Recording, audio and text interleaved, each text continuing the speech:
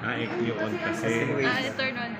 Check lang muna ma'am ng Check lang po physical kung may mga scratches or damage. Sa likod po, sa gilid, tsaka dun sa front.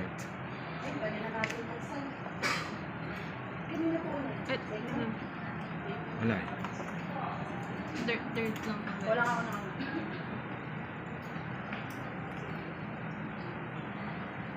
Parang sa paint niya ma'am.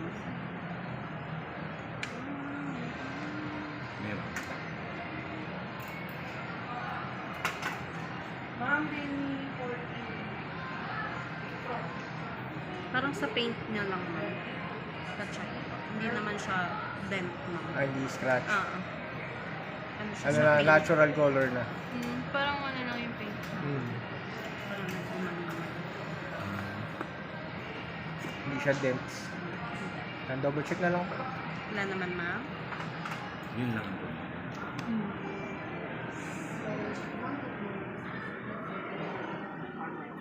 Ma'am, ito once nag-activate siya ma'am, magra-run na yung warranty niya po. Activate ko na ma'am.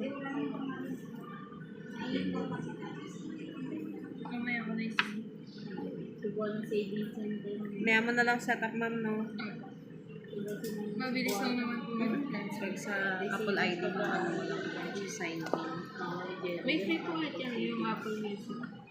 Opo, 3 months. Yung Apple Music, tsaka Apple TV.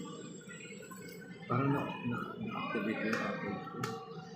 Pero hindi naman na ipapasok pa sa... Ay, di ko lang sure ma'am kung sa bagong, kung sa applicable siya sa existing Apple ID. Kung okay lang ata kung gumawa. Ay, ganun din ginawa ko nung nag-iPad ako. Balik dalawa yung ID. Gumawa ka niya ba? Oo, sa iPad. Para ma-avail mo. Para sa free Apple Music. 3 months yun eh. 3 months. Sayang din kasi. Pati Apple TV, mga ano to. Tapos pag ano po, pag expired, sign in mo na yung... Logout mo na. Sign in yung dati. Kaya nga. Huwag mo na kalimutan yung Maganda password. ba movie dun sa Apple TV?